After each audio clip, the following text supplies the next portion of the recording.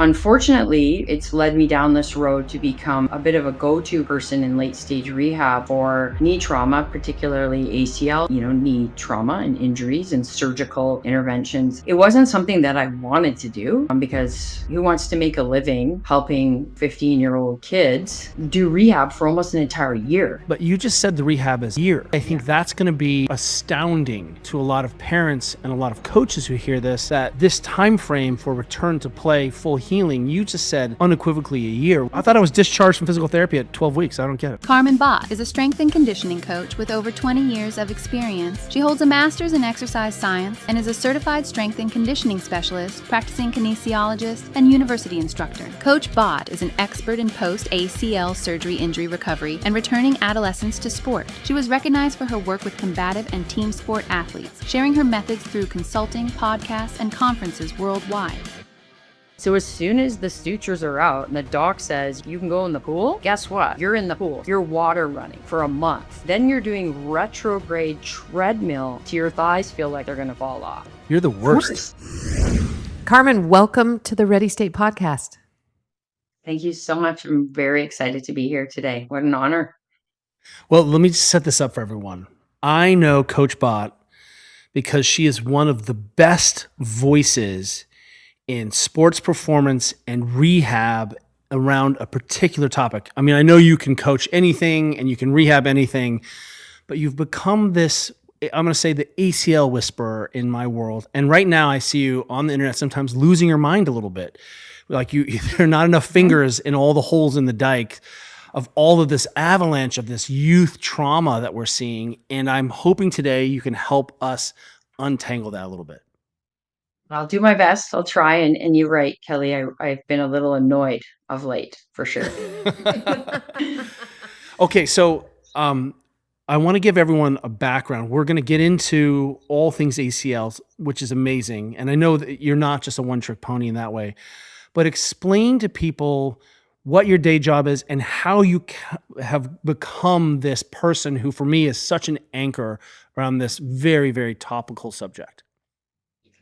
Yeah, I think, it evolved because I've been coaching for close to 30 years. So I started my first team in 1998, it was a college basketball team. And I was an undergraduate student at the time.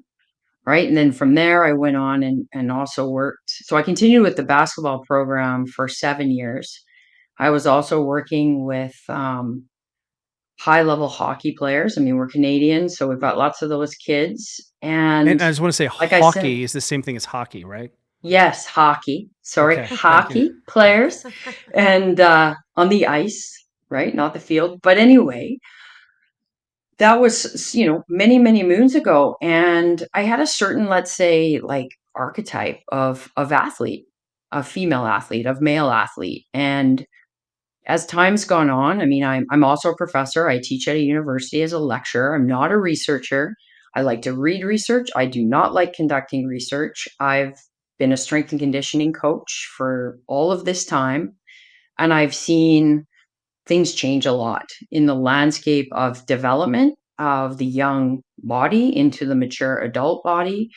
And unfortunately, it's led me down this road to become a bit of a go-to person in late stage rehab for knee trauma, particularly ACL, knee trauma and injuries and surgical interventions. So it wasn't something that I wanted to do because who wants to make a living helping, 15-year-old kids do rehab for almost an entire year. I mean, that's like a millennium for a 15-year-old. Like for us as old people, a year is like a blink. But a 15-year-old, I mean, we can all remember that's a long time. And it's pretty sad. So that's I'll where have to we're at. jump in, right? Because one of the things you just said, I think, is already going to stop people in its tracks. We have, in our community, we see so many young people tearing their ACLs, and we'll get into a lot of the complexity of that. But you just said the rehab is a year. And look, and I'm a physio, I'm playing dumb here. But already I think that's going to be astounding to a lot of parents and a lot of coaches who hear this, that this time frame for return to play, full healing, you just said unequivocally a year. Will you just expand on that for a second? Yeah, absolutely. I I think thought I it's was discharged from physical therapy at 12 weeks. I don't get it. What? Yeah, more like 6 weeks, I think, well, for I mean, most people. you could do that.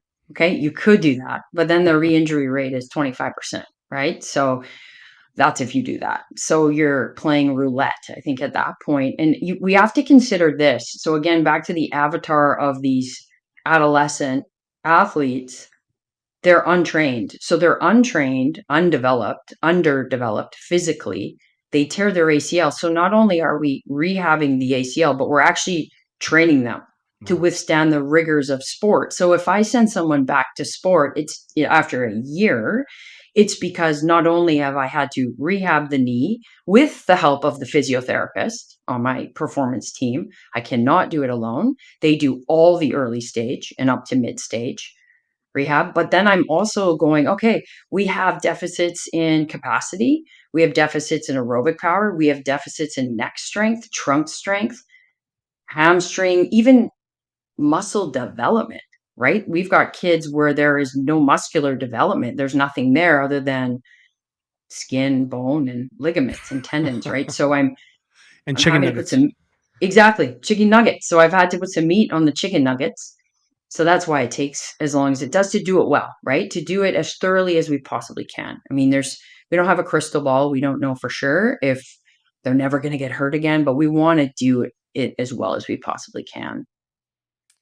So I can make some guesses, but could you talk to us and maybe even sort of explain to us in this avatar language, like what was the avatar like of the athlete 25 years ago? What sort of qualities and features did they have? And how does that compare to the avatar of the athlete you're seeing today? And I just want to throw in that if Juliet and I are Gen X kids, Yeah. in high school, there was one kid who had torn his ACL, and it was a fluke football accident. And that's the extent of the number of children. Yeah, I mean, I can't think of a single kid. So I want to In set my that up. And high I know school, that's like- anecdotal, end of Sure. two, Right. but I just feel like Yeah, that so sets up for you a What little are bit of the what we're seeing. avatars? And even like, add on, what's the data? Like how many kids were tearing their ACLs in our era and versus now? Yeah, well, I don't have the data, off the top of my head, but we do know that there is a rise of incidents per 1,000 exposures, right? So the data can be a bit skewed because kids are more exposed to repetitions in sport competition or in a competitive environment, which is where these injuries tend to happen. Non-contact ACL injuries tend to happen in the game, right? So there are lots of factors, but one really cool study I read a while back, and I can't again remember all the numbers, but it would basically said that by the time a kid is 14, back in the 80s, they had accumulated up to 15 times more play, like, and we're talking rigorous play hours of physical literacy compared to now. So we 15 have a times. completely different, foundation. I remember I tweeted this probably 6 months ago.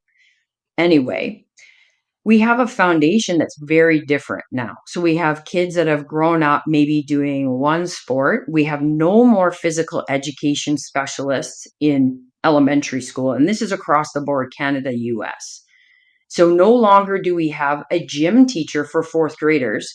We have the classroom teacher teaching gym, telling the kids that they're either doing a fitness test, which they don't train them to be able to do well on, and or they play a game. And of course, the kids that are not sporty, athletic, what do? They get a note, they can't participate, or they kind of half arse the participation, right? So there's this lack of exposure early on, a lack of variety, and so the kids are getting less physical development. And then we put them in structured, organized sport where they're practicing and playing games 5, 6 days per week. And we expect them to be able to handle A, the training loads that a professional athlete would handle, and B, handle the training loads and doses that a very physically prepared kid like our generation could potentially handle. So it's very multifactorial, but you're right in that I don't remember any girls tearing their ACLs. And when I was with the University of British Columbia women's basketball program, we won 2 national championships. And so this is an equivalent to like a D2 school. And in that time, we had one girl that came into our program that had recovered from an ACL in high school. And other than that, we didn't have any ACLs the whole time I was with the program. And this was back from 1999 to about 2006. And now we're seeing, multiple cases in women's field lacrosse, in soccer, and in basketball. And we're also seeing at least with girls, we're starting to see, at least in soccer, that has become an endurance sport. It's no longer this repeat power, repeat sprint sport like rugby is. The girls are just jogging and jogging and jogging ad nauseum, and they don't really have a lot of power and strength when they move. And you can see it if you just go to a practice or you do a game and you watch. So it's interesting how things have shifted. I don't even know where we begin to tug at this. Let's start with, there are going to be a lot of parents who listen to this who are fearful or have had this experience. What is a hallmark of a good program? How could, as a parent, I identify? Look, everyone wants the best for their kids, and the physician has done her job. The ACL is repaired, and so you can no longer lay this at the foot of the physician. The physician's job is met. Yeah. So, what's the next step? What would be good markers for me of understanding? Well, are you talking like this is post ACL injury? Yeah, because we'll get into the other side too. But right now, I want to just, for everyone who's listening, who's saying, okay, I don't want this to happen again. How do I identify a program that I think is going to help prevent this in the future and at least mitigate some of my risk? All right. Well, maybe we'll start with red flags in a program. So first of all, I'm going to pick on club basketball for a moment. Anybody can become a club basketball coach. It's an unsanctioned sport up here. So you can literally have played college basketball and start a club and start recruiting kids based on your name as a great point guard or whatever you were, right? So all these parents think, well, you were a great basketball player, so maybe now you can coach, yet they don't have any training, no physical literacy training, no physical education training, no sports aider. They don't know how to tape. They don't know how to run a practice properly. They are not trained coaches. So first of all, to the parents, because the sport coach is kind of the center of everything, or the club, we want to make sure our kids are being supported by qualified, credentialed coaches, first of all. And it doesn't matter the level, I just even if they're playing sort of tier 2. Yeah. Sorry to interrupt, but I want to double tap because I think this is endemic across all youth sports, that it appears in most cases the sole qualification is warm body. Not even warm body, but warm body who played that sport at any level. It could be that you just happen to play that sport in high school, or maybe you might get one who played in college and maybe someone post-college. But like by and large, the sole qualification is, did you play this sport? And you're saying that's not enough. Yeah, and that would be the club system is very much like this. Okay. But if you go to the school system, right, this is where you have your best coaches, because they're all PE teachers in the high school system, right? So in my family, we're really big, like, please pick a school sport because you are going to get typically pretty good coaching. So you've got somebody with a phys ed degree that understands warm-ups, that understands cool downs. I rode my bicycle past a high school rugby practice yesterday, and all the girls were stretching, right? I don't see that in a club basketball setting. I mean, because I've been exposed to this, I know this. I don't see the coach leading the kids through a stretch. I don't see them telling them about proper hydration before the game. Maybe they are, maybe I'm wrong, but I'm not witnessing it frequently enough because a lot of clubs are unsanctioned, right? So right away, if your child is involved in club sport, you need to make sure their coach is certified. So it's either USA Basketball, USA Lacrosse, NCCP Sport in Canada, whatever the governing body is. They should also have a safe sport module, which is to work with minors. You should also have a criminal record check, first aid, and even better, a sports aider, right? Which is concussion protocol plus, you know how to assess an injury when it happens on field, very much like an athletic trainer would, but at a much lower level. So at least you can make a good decision. And then hopefully from there, they also build a bit of a team. So a good club system would also employ a physiotherapist. They would also employ a strength and conditioning specialist to handle physical preparation. And guess what? Everybody would work together as a team with the best interests of the kids in mind, and they'd all be making decisions as a group. That would be ideal. And it is happening in some places. It apparently is done quite well in Australia. And I don't know a lot about their data on ACLs there, but I have a former student who's a PT, physiotherapist in Australia. And he said that youth sport is a little bit more expensive. He said, but every team has a physiotherapist. Awesome. That's amazing. And there is something called the Australian Institute of Sport, which is a pretty heavy-handed organization in terms of protecting young people. And I mean heavy-handed as in, thank goodness, right? It's not the Wild West. And full disclosure, we have 2 daughters who are, Georgia's now in college, but we have a daughter who is a product of this crazy club system. And we feel like we work real hard to keep her intact in this sort of.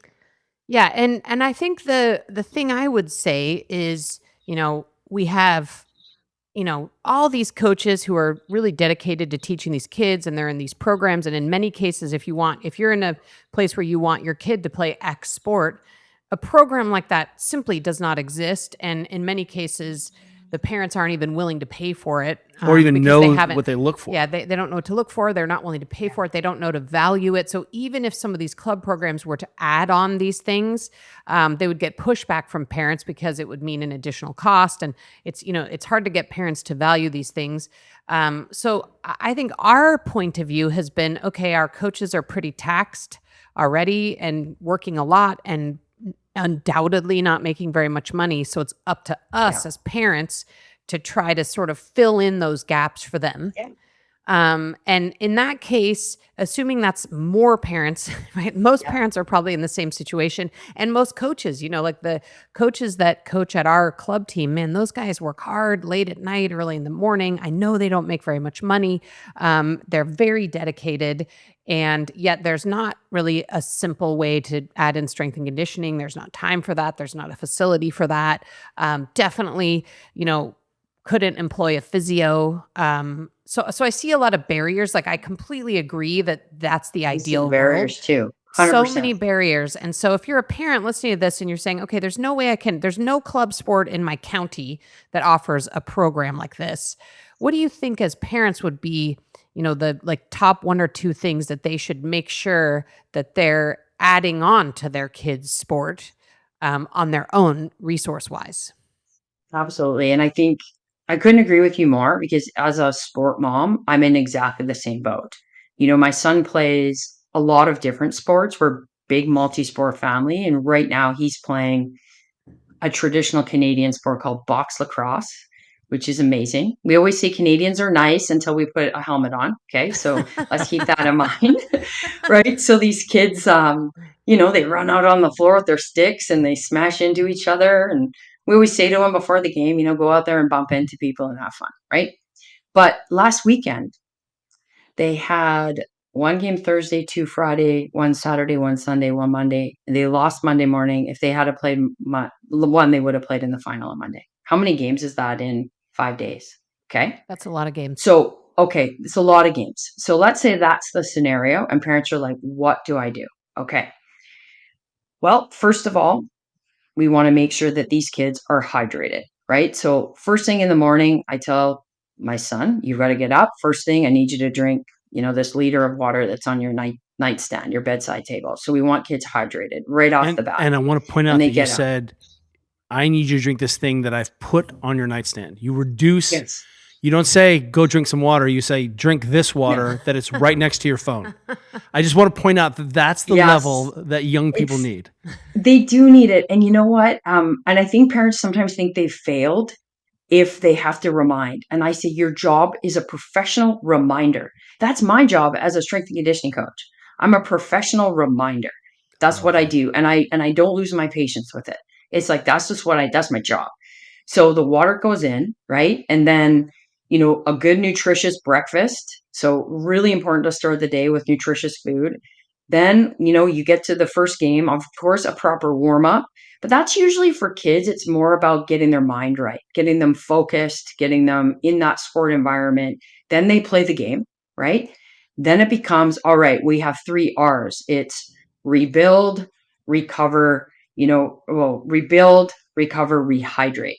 And so again, the water comes in and maybe some Gatorade after the game, maybe even during the game. We get some fruit in, we get some stretching in, and then it's rest time, right? We have to be able to replenish and we have to be able to recover.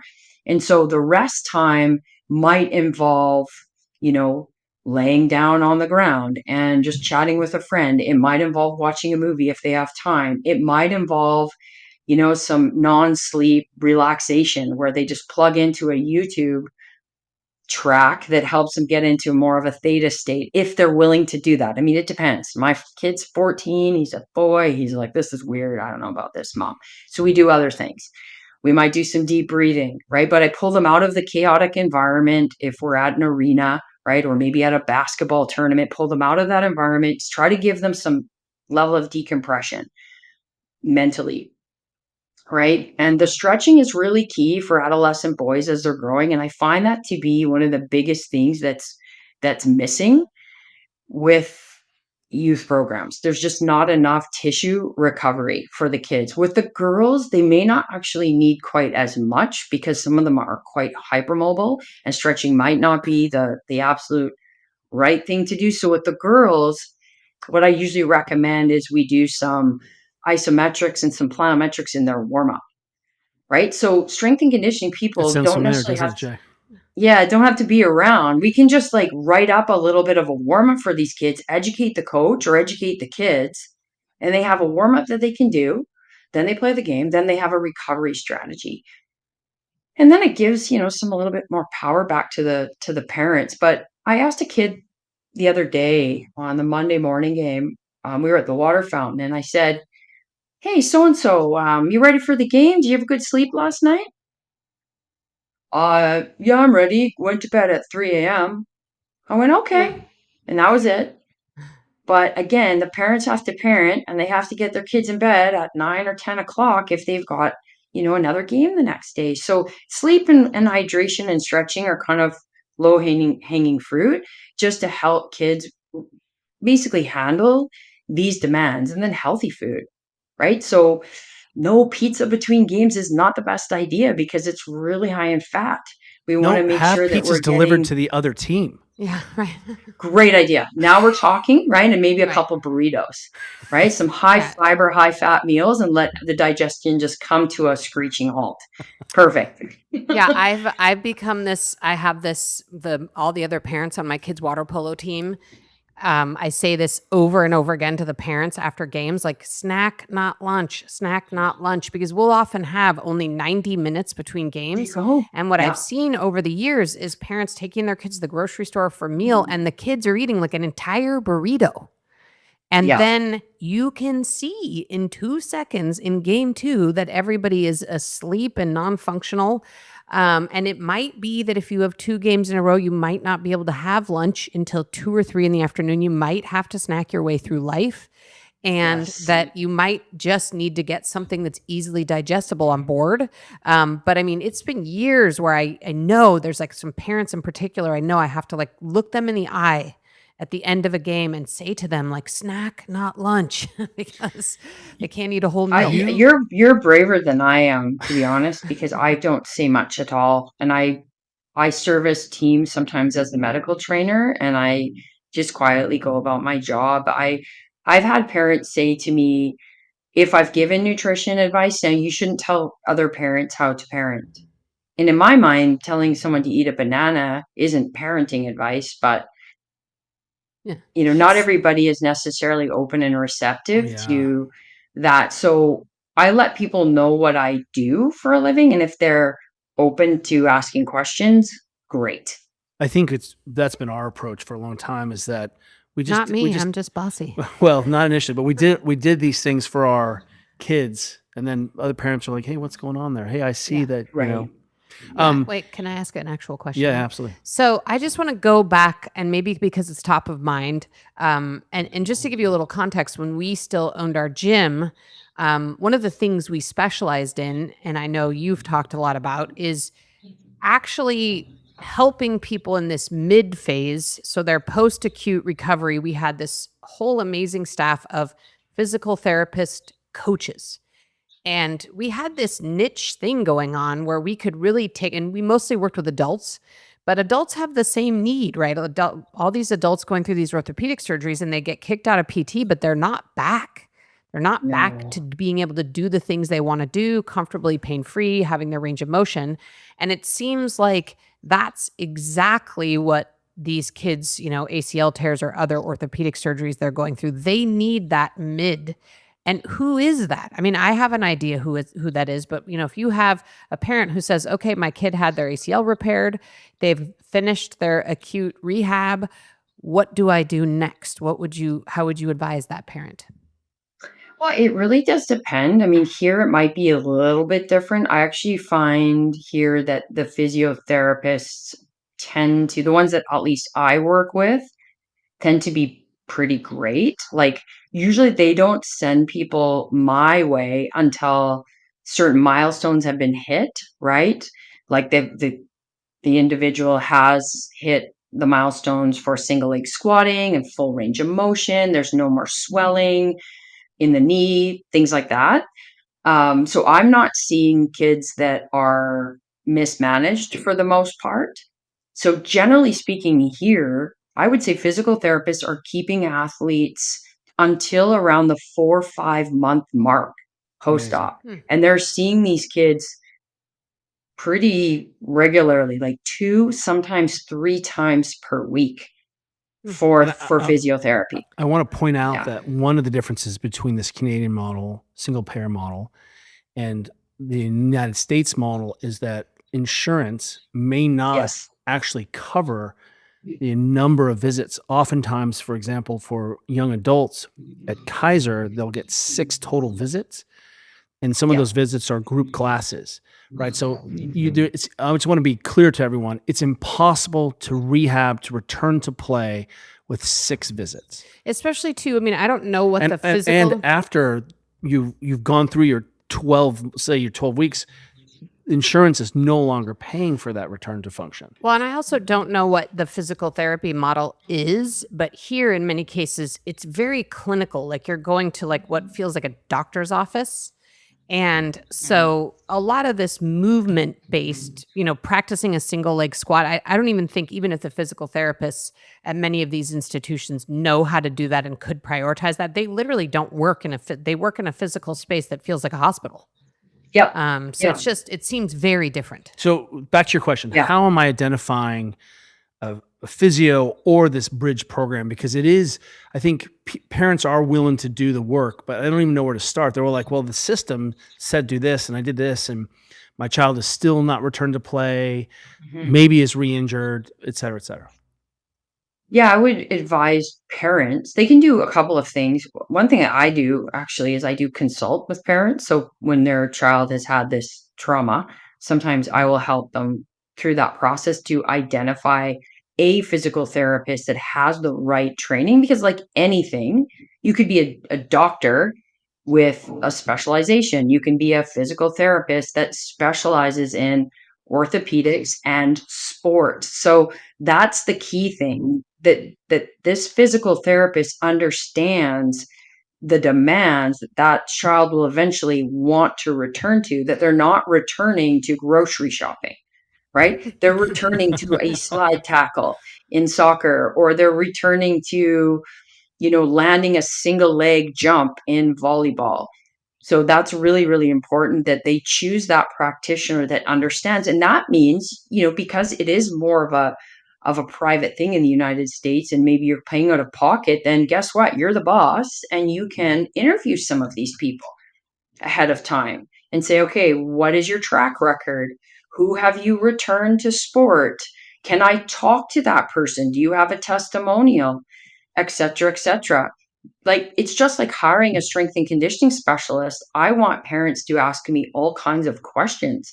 Who have you worked with? What have you done? What is your education? Et cetera, et cetera. Be that driver of your child's high performance, like we talked about before, Kelly. Like, it is, and it's not being rude. If you're the parent, it's not being rude. You know what your child has to be able to face athletically. You know that better than anyone. They know that better than anyone. So find somebody that can at least take them 50% of the way there. And then that person should also, the next question for the parent would be, now, who do you hand off that athlete to for the late stage and return to sport process? And hopefully that's a qualified S&C. This episode of the Ready State Podcast is brought to you by Momentous. And today we want to talk about a new thing happening in Momentous, and that's the Women's 3. We're really excited about this stack of 3 essential supplements. Put together by Dr. Stacy Sims, who's a female physiology expert. Right. And very simple. It's so simple, you're going to shake your head. Iron, a really high absorbable source of iron, calcium, and vitamin D3. And on the iron front, we have some history in our family of iron deficiency anemia. And I read that 20% of women ages 19 to 49 suffer from iron deficiency anemia, and 30% of women have low iron. So it's really critical to take an iron supplement. Yeah, and having one that's gentle on your stomach and is highly absorbable makes a big difference. The other thing is we have seen in the research is we're trying to prevent fractures, especially in athletes who flirt with relative energy deficiency syndrome, right? They're just underfueled for the growing bodies, all the things that are happening, plus puberty. So making sure your kids get a calcium supplement, actually, or adult woman. Adult woman. And vitamin D3 on top of that, so you absorb the calcium. And what they've done is, Stacey's like, hey, let's have the iron in the morning and then the D3 and the calcium in the evening. Yeah, for maximal absorption. Yeah, it doesn't mess up with all the foods you're thinking. And look, we think you should get your blood drawn, but bottom line, these are safe, simple things to add in, especially if you're an athletic person who happens to, have some X chromosomes, loading your bones, doing your thing. Make sure you have what you need on board. And I'll tell you that it's when Juliet's anemic, I slay her. That's true. And when she has enough iron, it's kind of a bummer. Yeah, I can't unfair. keep up. But yeah, I mean, this is just a really nice addition to the sort of amazing products that Momentous already has, and just makes it simple and easy to get these essential things on board. So if you want to destroy your sense of self-importance and have your wife destroy you, or a loved woman in your family, definitely give her the 3. You can learn more. Go to livemomentous.com/TRS and use code TRS and save up to 35% at checkout. This episode of the Ready State Podcast is brought to you by Element. We are loving the summer, but it's hot. One of the things that we find is people don't drink enough, and they don't drink enough water generally, but definitely when they're exercising, they don't realize that, it makes a big difference. And one of the things that we try to do on our bike rides is we try to separate our hydration from our nutrition. Tell me more. Well, having a bottle of dedicated tasty Element covers your hydration and electrolyte needs, and then you can eat whatever you want. And we have been pressing the boundaries of what's okay to eat. It's that fun. is true. I mean, recently our friend Jameson pulled out a bottle of coconut whipped cream at the top of a ride. Yeah. But I was like, that's fine, because I have my Element over here. I'm not going to mix it up. Look, I think one of the things that you can do to enhance your performance in the summer is to take your hydration and some electrolyte replacement seriously. If you're exercising and sweating, make sure you're getting the salts, people. You're not getting enough salt. That sweet potato you're noshing on, and even your pemmican doesn't have enough salt. So let's make sure you're getting enough salt, and the Element does it in a tasty way. The other thing I wanted to add is, because we have this phrase, we literally drink it every day. We do. Someone recently asked me, if you were not lucky enough to be gifted some of the things that you are gifted in life, for doing the work that we do, and one of those things is Element, what would you actually spend your own money on? Element. And Element is one of those things. I mean, it's our kids love it. We drink it every day, literally. And Yeah. it would be part of our life regardless of whether we were connected to them. It helps us drink more water. It tastes good. It's a party in our mouth. We love the sparkling. Do you remember when we discovered it? We were I've told the story before. We were at a Spartan race and I had a sample pack and I was like, this is brilliant. Brilliant. It solved so many problems for me. Look, people, get the Element. Right now, I'm still addicted to lemonade. Lemonade is so good. It's so good. It's so good. I think we only have 3 left. You just shut your mouth. Those are mine. You have none left. I Right hid now, them. if you order through our link, you can get a free sample pack of LMNTs. That's Elements, most popular drink mix flavors. And of course, if you want to party in your mouth, what? Try sparkling. Try sparkling. Go to drinklmnt.com/TRS. You hinted at this now a couple times, and I want to circle it for people. Oftentimes, my experience is that people have come through an injury and they do the rehab and they come out very deconditioned, very weak. Rest of the body has withered because they're like, hey, I'm doing my rehab. And we always say that if you've done a successful rehab after a traumatic injury or any injury, this is actually an opportunity you should return to play fitter with better mechanics, better prep, because you've actually had time to do those things. Right, versus actually playing your sport all the time. Like suddenly you're not playing your sport. It means we actually can put you into a better position. It is the number one thing that we see is that people are horribly, horribly deconditioned. I just was talking to a Division I coach. She's an Olympian. She's like, it's almost like the university needs someone who can take injured kids and just recondition them before they return to practice. Do you think I'm right in that? No, you're right. And so when I built my ACL course, so I teach a full online course, right? It's offered on the Strength Coach Network, shameless plug, but that's precisely what's built into the course. So as soon as the sutures are out and the doc says you can go in the pool, guess what? You're in the pool. So that's probably 5 weeks post-op. You're water running for a month. Then after you finish that stage, then you're doing retrograde treadmill repeats. You're walking backwards on an incline on the treadmill till your thighs feel like they're going to fall off. You are the None worst. of this stuff. Pardon? You're the worst. It's the worst. But guess what? In my course, I actually use very little biking, very little cycling, because again, cycling is cyclical and is very concentric. So it doesn't provide this enough of a stress on the tissue to handle multi-directional load that will happen later on in the rehab. So I usually just say, yeah, sure, you can ride a bike, do that maybe 1 or 2 times a week, but I want you doing at mid-stage, they're doing barbell complex circuits, muscle cleans, push presses, okay? I call that cardio for football players, right? They're doing retrograde treadmill walking and they're doing kettlebell swings at nauseum. At nauseum. And I mean, I was trained by Pavel himself. Like he was my mentor. My husband was one of his instructors. So I am very pro kettlebell, very pro. This is exactly how it needs to be done. And we are doing this and we are doing. So I have my basketball girls will bring their kettlebell to basketball practice while the team is scrimmaging. They're doing their kettlebell workout on the sideline so they can still be part of the team while they're doing their rehab. Right. Which is so essential. I mean, great solutions.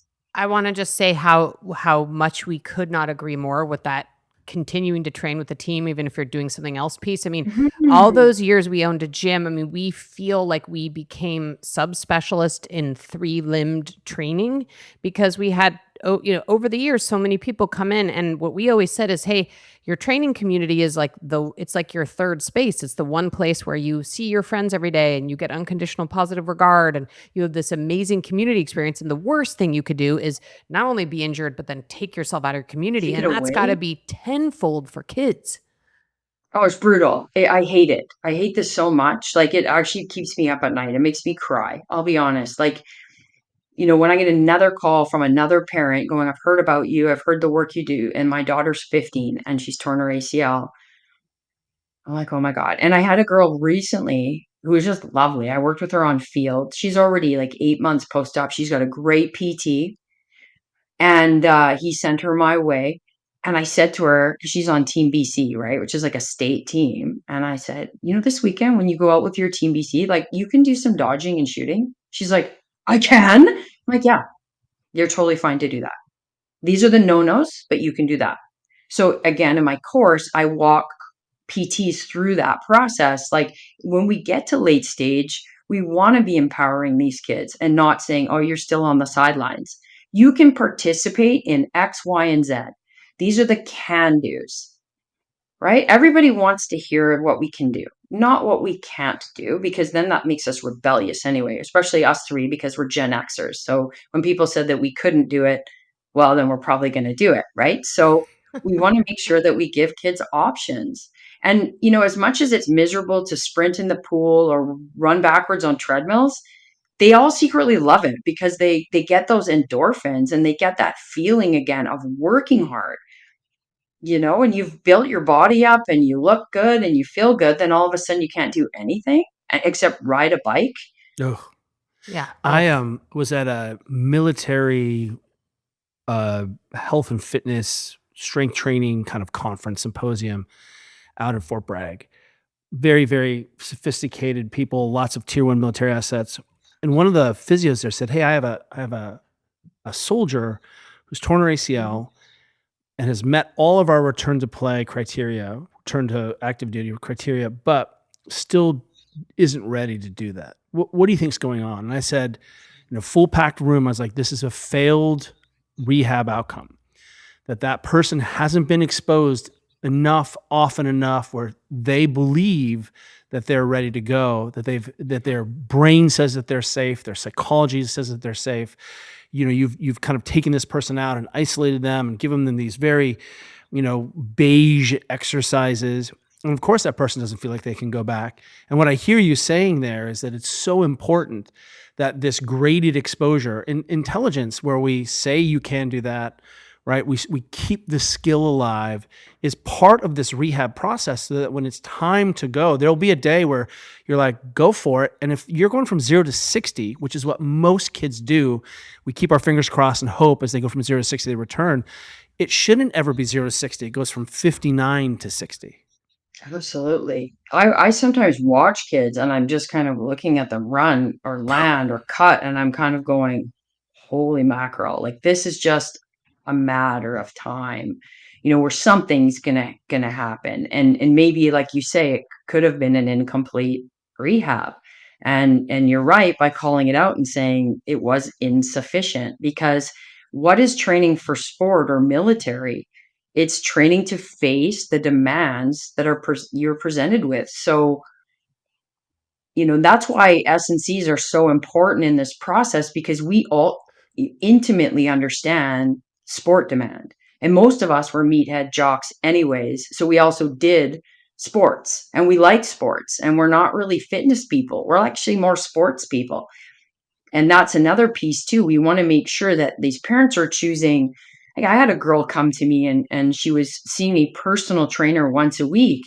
And I said to the family, I said, like, that person is not helping her. They're not pushing her hard enough. They're not holding her to a high enough technical standard.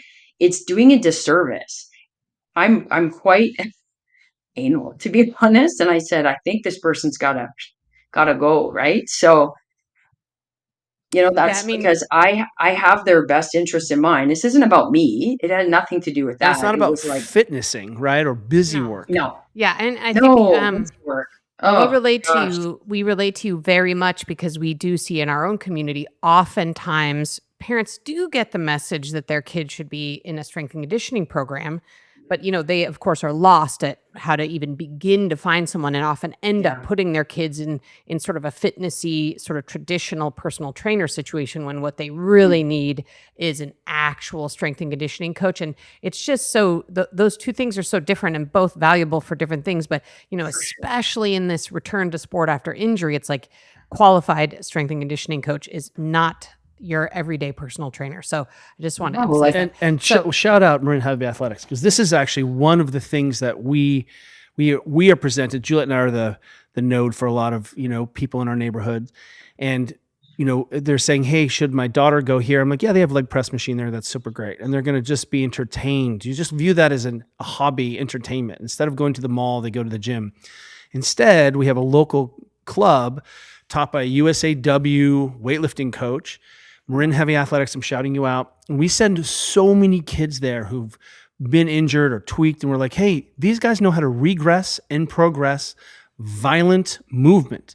And yes, you're still going to need some field training and things, but this is what it looks like. And that is my first choice 100% of the time. Go talk to Yasha at Marin Heavy Athletics.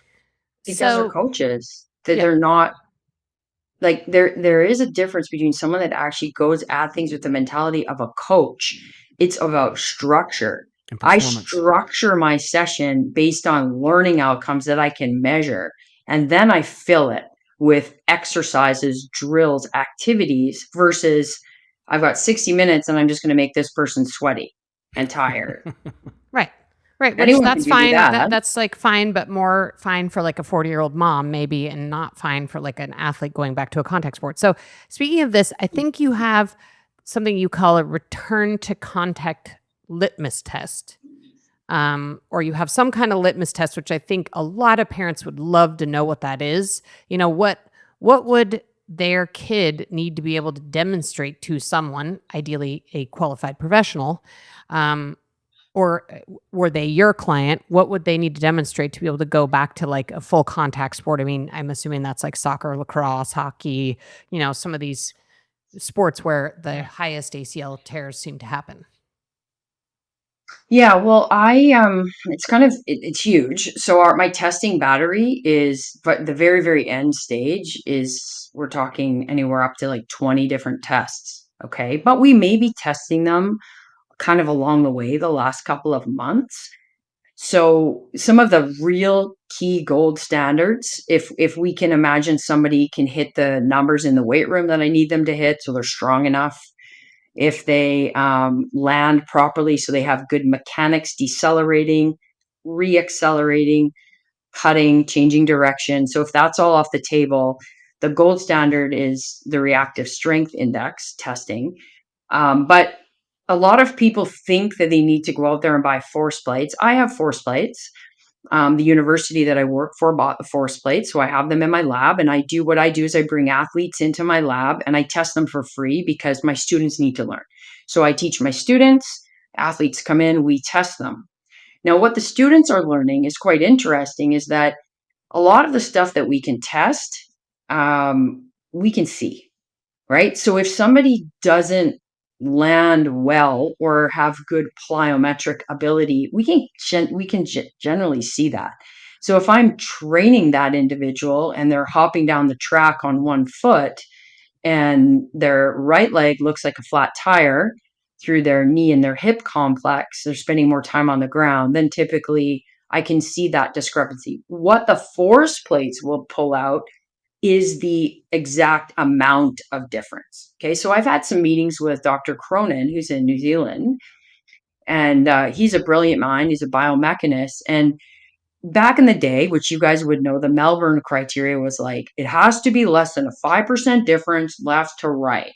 And then we ran with that into the end zone. Like, that's what it's got to be. Well, as we've tested more and more athletes, healthy or not healthy, operative or non-operative, we've learned that people are asymmetrical by design. People have a shy side and they have a strong side.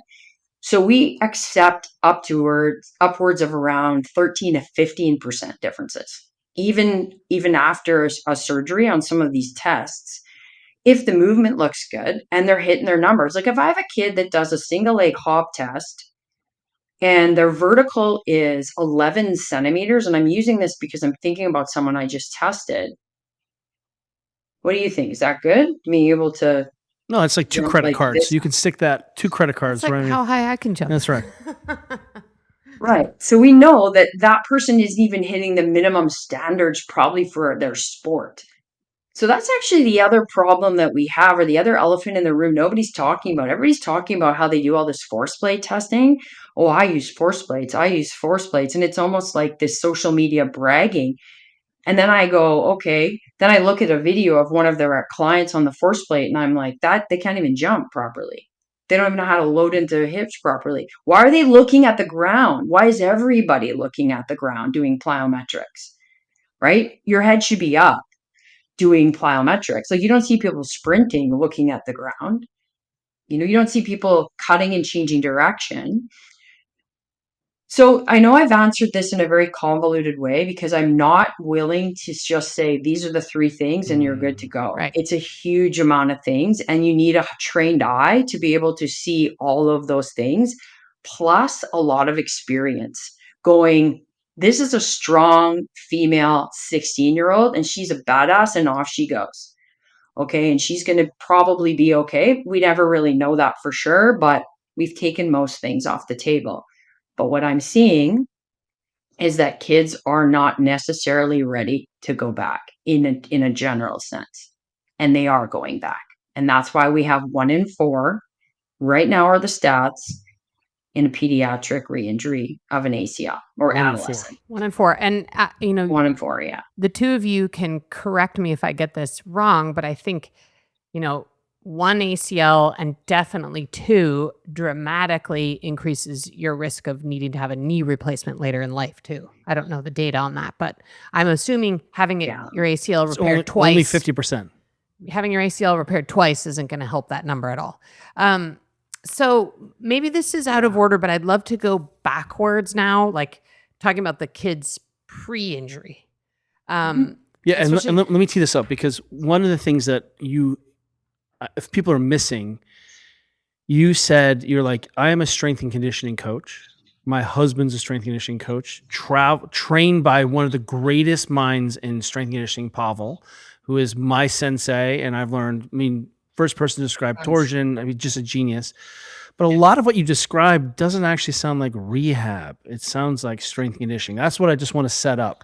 Yeah. And so I guess going back in time for all the parents and people listening to this who are saying, okay, I don't want to be the parent who's trying to figure out who I'm sending my kid to post ACL tear rehab. I want to be the parent who sets up my kid. Obviously catastrophe happens and crazy things can always happen. Sport But- trauma happens. Yeah, sport trauma happens. Oh, yeah. But Yeah. at least do my level best as a parent to minimize the chances that this is going to be my kid who does this. And I think it goes without saying, and we've had so many other amazing coaches on the Ready State podcast who've talked about the loss of free play. I would point to our recent episode with Jeremy Frisch on that, Jeremy, on yeah. what we call youth, we're calling it YAD, youth athletic development. A huge missing piece in youth athletic development. But let's just assume like that ship has sailed, like no kids these days are going to go out from, dusk till dawn or dawn till dusk like we did in the 70s and 80s. Like that ship sailed. We are not going to ever relive that world. What are parents of, let's say, like elementary and middle school age? What should they be Even high school. thinking about? And high school, what should they be thinking about in those stages? And your kids are older like ours, but if you'd go back in time, like what should elementary school, middle school, high school kids be thinking about to at least try to minimize these risks? Absolutely. The first thing is multi-sport, right? Multi-sport between the ages of, and you don't need to rush involvement in sport, by the way. People are putting their kids in like soccer at 3. I tried that. My kid cried every time someone took the ball away. I went, screw this. We're going to go play at the playground. So, he just wasn't ready for it. And it's not really sports anyways, right? They're just little kids running around. So, you're fine to wait until a child is 7, 8 years old to try a sport. And then you want to try lots of different sports during their seasons, right? And make sure it's a sport that involves lots of different movements and motor qualities. Try not to do too much standing around. Like baseball is a lot of standing around. The baseball players tend to be quite good athletes. But I would combine that with maybe like some flag football or some rugby, which is like rugby, but for little kids, martial arts. So my son did karate for 2 years, some gymnastics, but gymnastics at the community center. You don't need to spend money on a gymnastics program. But, the number one thing I tell parents is play with your kids. Play with your kids, wrestle with them, roughhouse with them, jump off of shit. Sorry for swearing. So when I would go hiking with my son, my mom is a big hiker and we have tons of hiking where we live. So my mom would be like, "Do you guys want to go hiking?" Jackson's like 6. "Yeah, we're going to go hiking." So I'd say during the hike, because, they get bored. And when I say hike, we're talking maybe an hour and a half. Go, Jackson, I want you to do 20 different jumps. over this hike, right? So there'll be one jump where he parkours off one rock, rips a 180, lands, right?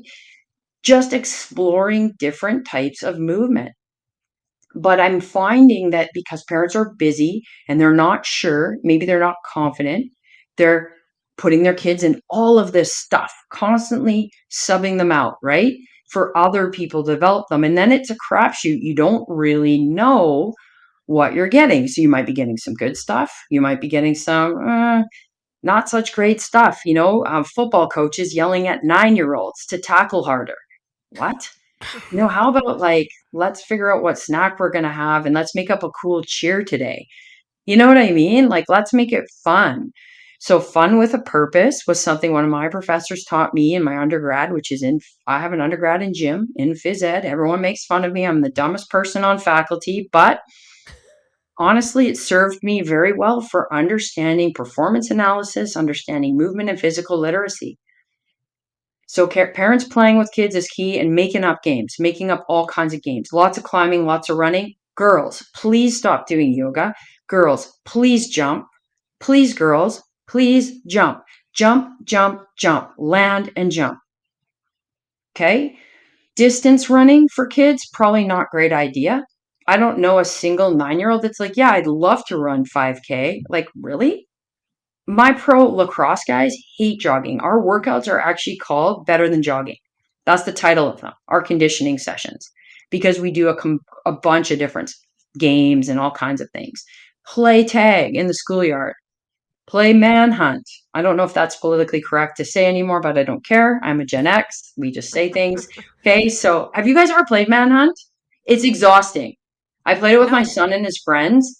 It's exhausting. You play in like a massive playground and like a field, like at a school, and like one guy's it, and he has to try to find another guy or girl.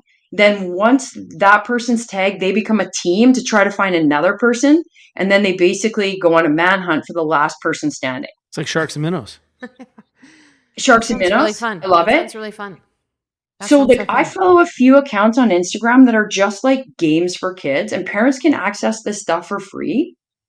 Go get some pool noodles, chop them in half, and start playing tag, hopping around on one foot. I do this with my professional lacrosse guys. They play in the NLL. I have 4 guys I train. That's how we warm up.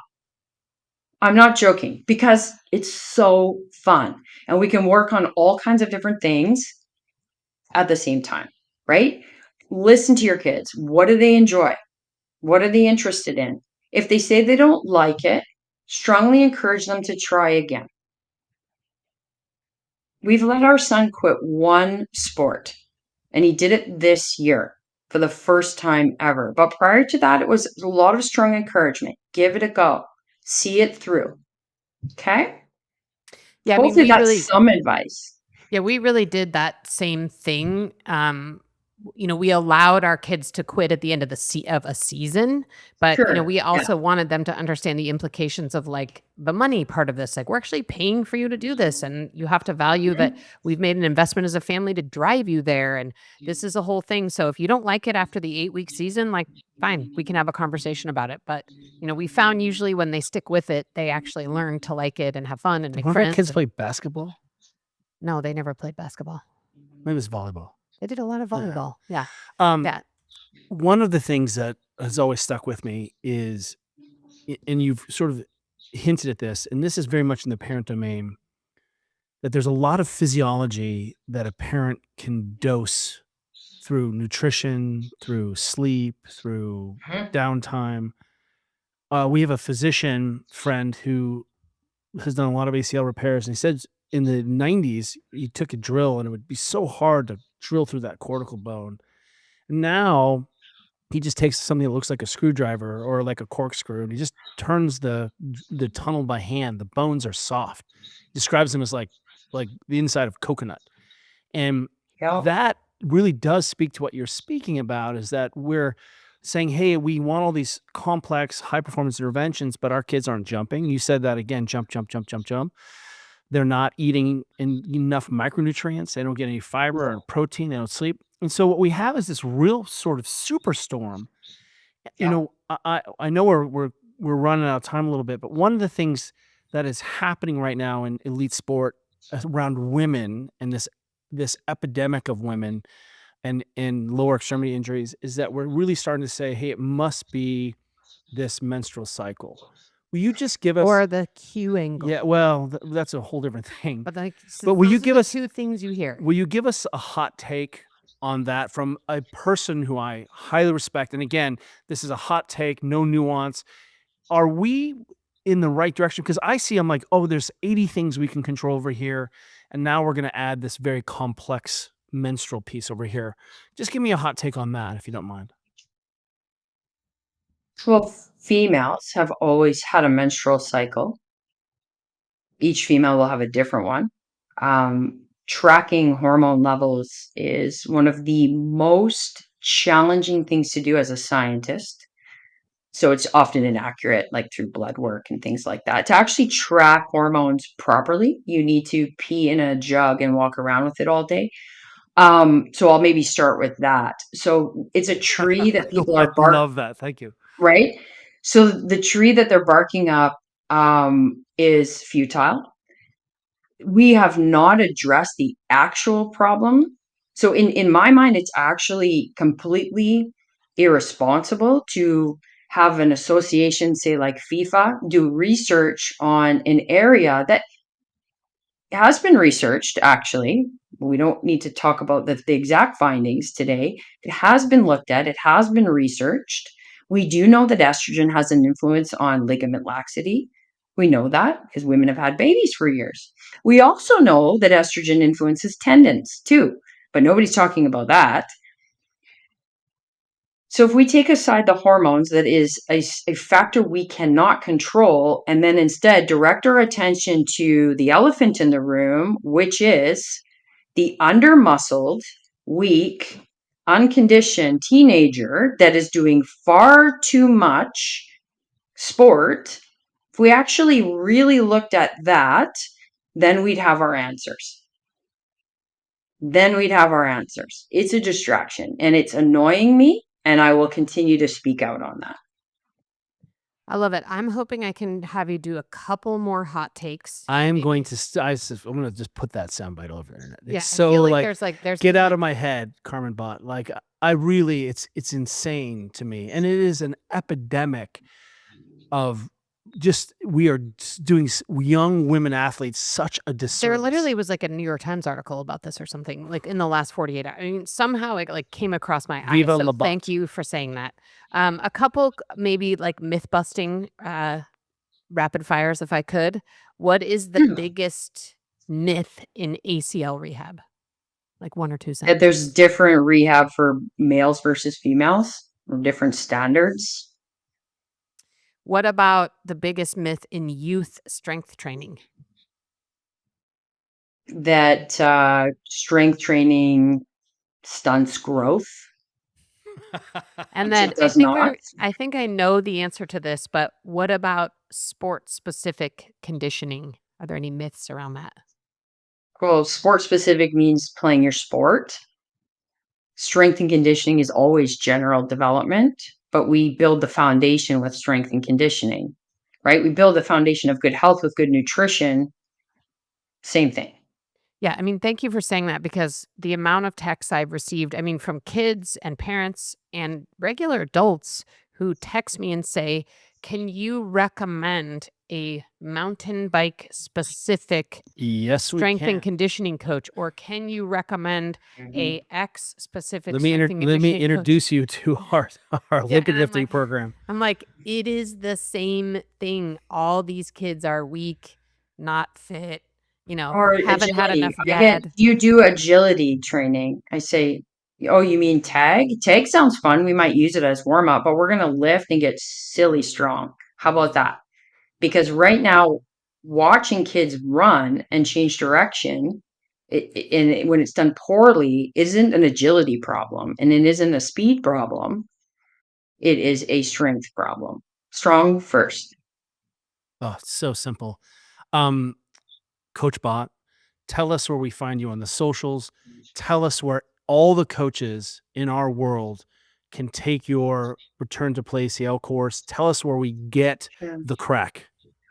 CRAIC, correct. Absolutely. So my Instagram is just Coach Bott, and I know that Justin would be fine with this. So if anyone DMs me on Instagram and ignores my out of the office reply, so just DM me if you're interested in the ACL course, and I'll give you a code to get a discount on it. So all of your listeners. So it's the Strength Coach Network that hosts the ACL course, and it's a meaty course. I won't lie, but it's fully online and people have access to it forever, for life. So they can go at their own pace. And they can find me on social media, on Instagram. I don't do Twitter. I find Twitter challenging, we'll say. And everyone, I have been So on the podcast of the Strength Coach Network. They are legit. You are finding the right people. If you go into that rabbit hole, you are amongst brothers and sisters. amazing. Thanks, you too. I appreciate your passion. Thank you so much So for your great. work on this Thank you. and all of your amazing practical advice. This was so helpful. Thank you. Appreciate it.